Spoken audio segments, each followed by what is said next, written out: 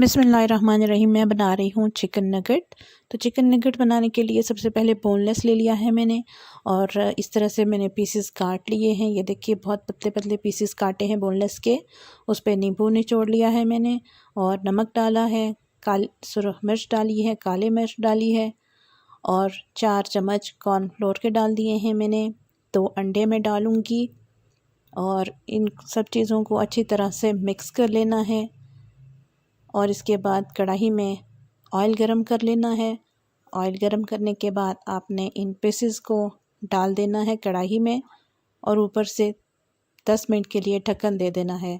10 minute बाद ढक्कन उठाएं और इनकी साइड चेंज कर दें, फिर ढक्कन दे दें, और ये देखिए साइड चेंज कर दें,